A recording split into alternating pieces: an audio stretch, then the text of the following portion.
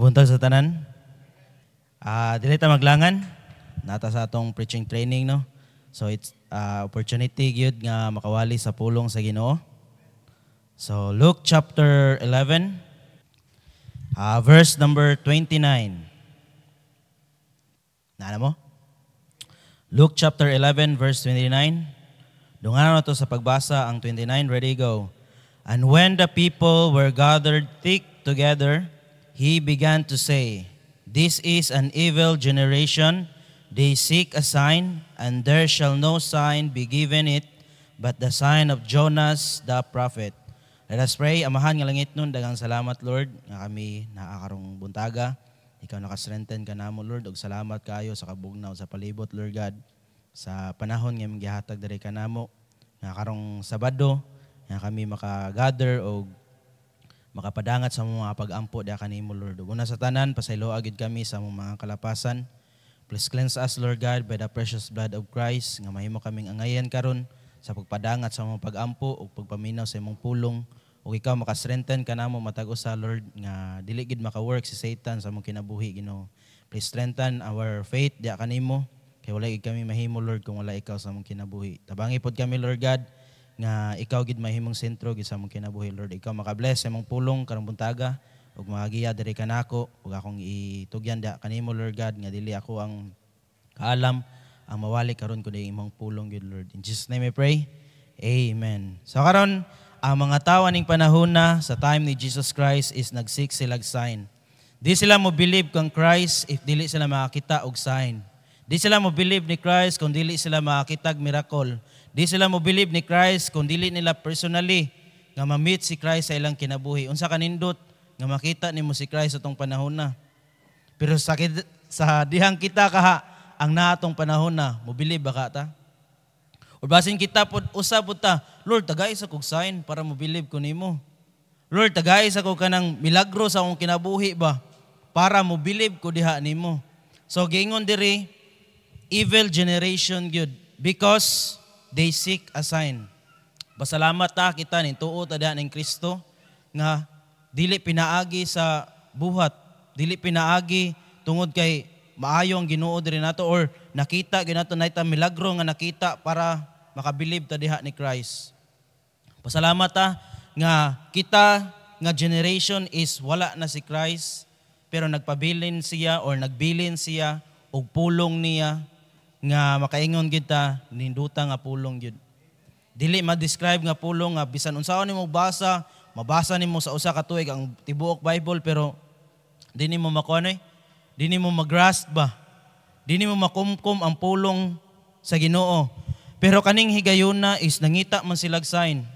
Unya ang nahitabo, basahon sa nato tanan, basahon sa nako tanan ha.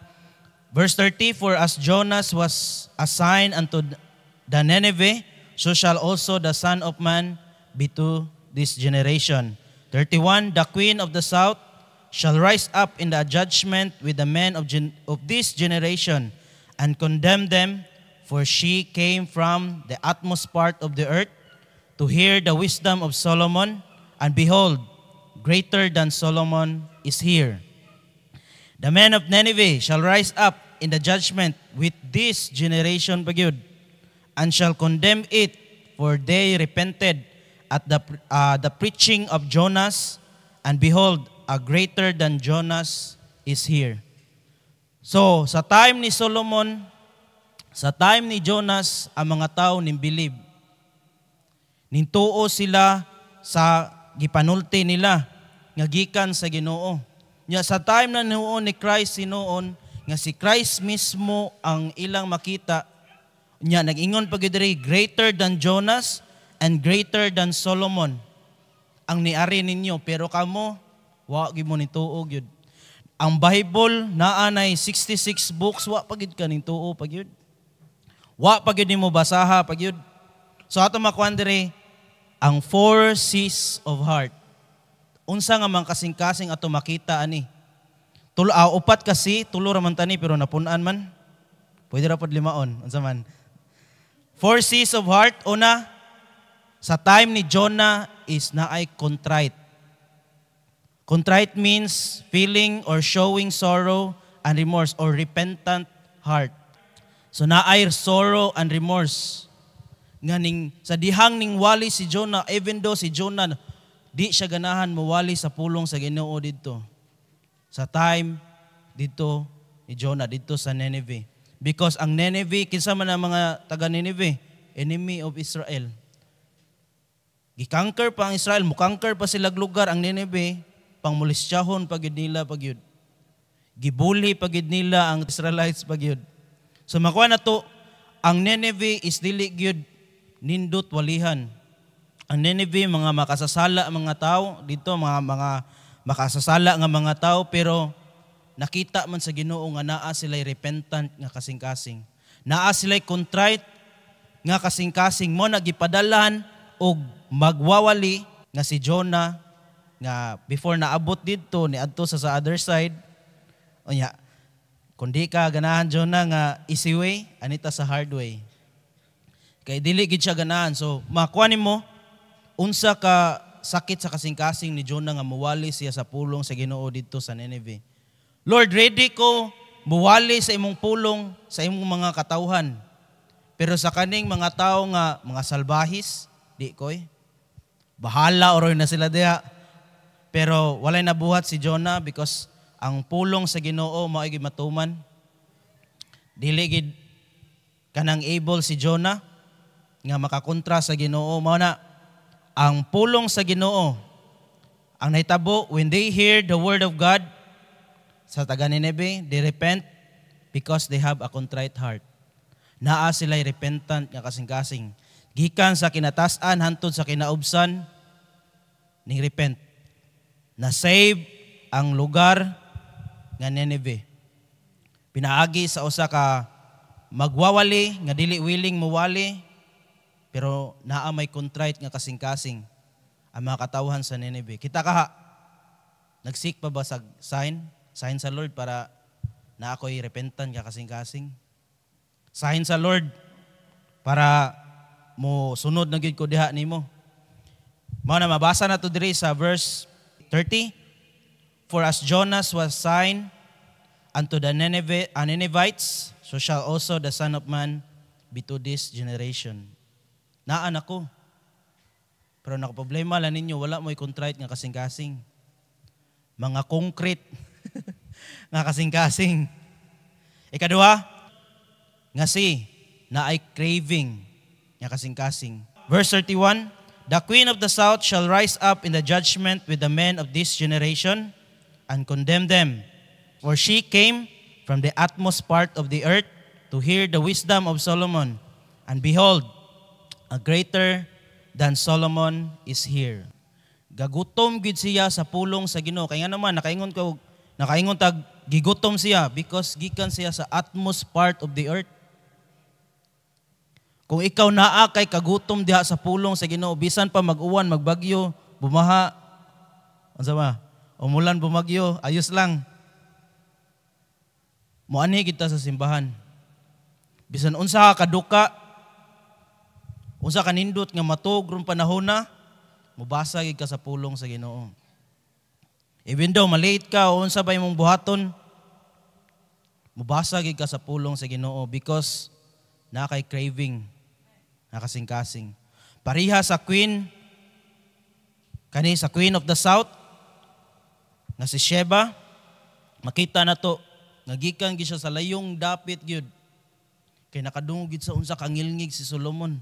Pero sa dihang nakadungog siyang ni Solomon, uy, di man makatunga ang gipanulti sa mga tao. Haya-haya ni mong mga servant, uy, kay makadungog kada adlaw sa imong pulong. Ngagikan gid sa Ginoo ang imong pulong. Pero kani mga tao nga duol na kaayo. Sunod na nga point na. So, si Queen of the South nga si Queen Sheba is niadto gid siyang Solomon gid. Wala lang kay siya niadto lang, ngagikan siya laing dapit nagdapa gid siya og offering pagyud. Iya pagyud gi-gift pagyud niya kang Solomon pagyud because dili ikatugbang ang iyang gihatag dito kang Solomon sa gihatag ni Solomon padung niya. Nga unsa kanindot nga ang pulong sa Ginoo unta mo crave kita sa pulong sa Ginoo ba? Kapila naman gini ako gibasa ang John 3:16 oy nga nindot mangyapon. Kanon mangyapon nako, i-meditate mangyapon nako ngay unsa kanindot ang pulong gid sa Ginoo sa akong kinabuhi gyud. Nabataan na gyapon nga craving nga kasing-kasing? Or basin nabusog na ka sa kalibutan. Kaya dito ka nag-crave. Wa ka nag-crave sa pulong sa Ginoo. So si Queen of Sheba traveled from far country to hear God's word. Kita unsa ra ka laya atong balay padung dere. Or unsa ka laya ang imong higdaanan sa imong Bible. Unsa ka laya or basin duol tinuod ta sa pulong sa Ginoo pero atong kasing-kasing is wa nag-crave. Tinuod nagbasa ta sa pulong sa Ginoo pero wala gi-meditate. Wala nabutang sa kasing-kasing because wala ta nag-crave gyud. Nabusog na ta sa mapaagi sa kalibutan. Unsay bayad nato, unsa ta para makakwarta ta. Kaya nga naman wala tay satisfaction sa pulong sa Ginoo. Wa ta nag-crave sa pulong sa Ginoo. Si Queen of Sheba is unbeliever ba ito? Tungod sa iyang pagkakuryoso niya, nadunggan niya ang pulong sa Ginoo, magnindot yun lagi ni, adtuon. Dili lang kay naku adtuon, magdapog ko gift dito. Kay nindot yun kayo, pero pag adto niya, wala katunga ang gipangsulti sa mga tao. Pwede mahimo na lang ko servant ni mo Solomon, para diri na lang ko permi, para makapaminaw ko sa pulong sa Ginoo diri. So unsa kanindot? Ikatulo, callous heart. Sa verse 29, and when the people were gathered thick together to begin to say, this is an evil generation, they seek a sign, and there shall no sign be given it, but the sign of Jonas the prophet. So unsay makita nato diri? Nga ang mga Israelites mismo is nakadungog na gid sila mismo gikan sa baba ni Kristo gyud. Pulong gid sa Ginoo pero unsa man ang ilang kasing-kasing nangitag sign. Ang ilang kasing-kasing is naanay callous heart. Naanay kubal ang ilang kasing-kasing. Example bitaw, mag-train ka, sigsumbag, sakit pa una. Pero kadugayan, sigig sumbag nimo, magkabaga. Kita pod, sige ta paminaw sa pulong sa Ginoo, sige, paminaw hantod, natay kasing-kasing nga kalos na. Baga na jud kayo. Murag, nanguhit ka? Or sakit dito. Sumabi bitaw, magdatag mag-train bitaw, usa ka galon baron or kanang gallon of water kana. Pila na ka liters niya? 5 liters. Kumo train pa kausa pa ta mo alsa. Bugat. Pero sa dihang imo siya alsa, sigig alsa. Wala na gaana. Easy na kayo nimo. Mao po na ang pulong sa Ginoo, sige na itong paminaw, pero dili na ito i-apply. Careful tana. Because naatay kalos nga kasing-kasing. Nagkakubal na natong kasing-kasing diha. Wali lang diha, pastor. Di man gyapon mi maubya na. Wali lang diha. Kay di gyapon mi mutuman. Muari lang gyapon mi sa among pamaagi gyapon. Because ang among kasing-kasing is baga na kayo. Nagkakalos na, nagkakubal na niya mong kasing-kasing. Muna nangita, nag-sign ang mga taga-Israelites because dool gid sila sa luwag yun. Pulong sa Ginoo gikan pa sa time ni Moses. Hantod sa ilang time, sige na sila kadungog sa pulong sa Ginoo nga dapat i-meditate gyud, dapat memorizeon gyud. Unsa nahitabo, gi-memorize tinuod pala pero wala gi-apply. Sige tag, memory verse, pero way apply, agoy. Basin sa unahuna lang nimo, naluwas ka. Basin, wala pagid tinud-anay. Ning ara ang pulong sa Ginoo sa imong kasing-kasing because naa na kay kalos nga kasing-kasing. So read, hear, and memorize God's word, but disobedient lang gyapon sa Ginoo. Bantay ta sa matag usa diri nato. Sa time ni Jesus then ikaupat, kita ba ni nga naatay compassionate nga heart? Contrite, craving, kalos, or kani, ikaupat, compassionate heart. Asa man ta na makita? Kang Kristo mismo. Sa diha makakita siya sa mga tao, moingon siya, I move with compassion. Dili siya nga giniyahan sa kalagot, but giniyahan siya sa compassion. Makita gid niya. Iya gid makita, pinagi sa iyang kasing-kasing. Kaya nga naman, kung walay compassion si Christ, walay love si Christ diri nato. Why verse nga moingon ay?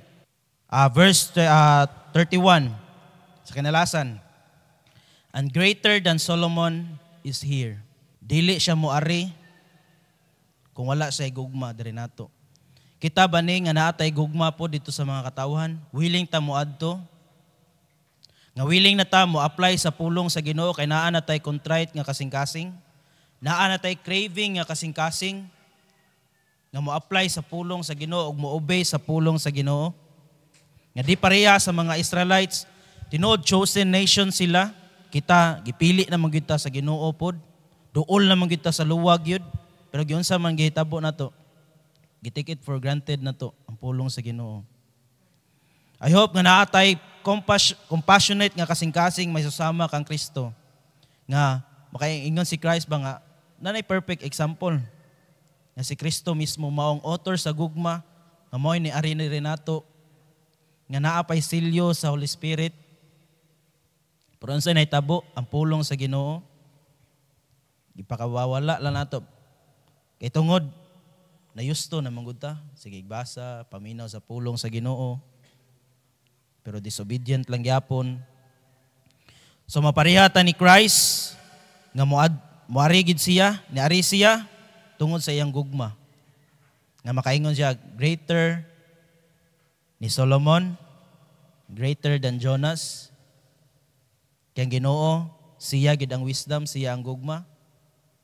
Makita nato ni Solomon nangayo ra sa Ginoo. Kitagaan siya pero si Christ, siya gid ang wisdom. Nga naay gugma. Sakto nga gugma di pareha ni Solomon. Nga gigugma tanan.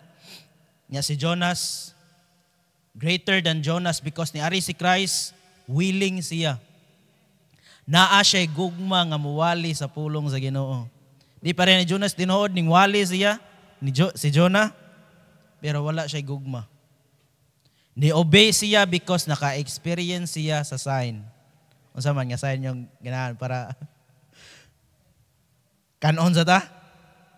Pareha ni Jonah or mapariho ta ni Christ. Yan ay compassionate, nakasing-kasing. Because Christ came, ni ari siya tungod sa gugma. I hope nga kita natay kasing-kasing na pareho ni Christ.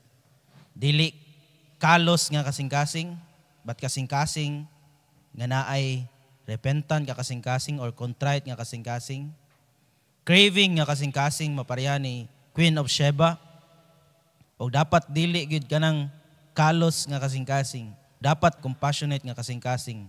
Nga nayusto na ta sa pagbasa sa pulong sa Ginoo. Amo man ingon ni pastor, ingon sa simbahan nga dapat mobasa gid sa pulong sa Ginoo pero walay apply. Careful ta. Matagusa. Let us pray. Amahan nga langit nun, daghang salamat Lord sa kabuntagon. Salamat sa imong pulong nga nawali karong buntaga. We pray Lord nga anda mga kasing-kasing unahuna pod sa pagpaminaw sa pagwali ni Pastor Lord God. Wisdom and strength, Lord, sa pagwali sa imong pulong and strength, Ginoo. Tagusa kasing-kasing karon Lord God, and sakto diha kanimo, nga maliwat gyud diha kanimo, Lord. Ug among giampog pasalamatan kini sa ngalan ni Kristo Jesus nga mabugtong manuluwas. Amen.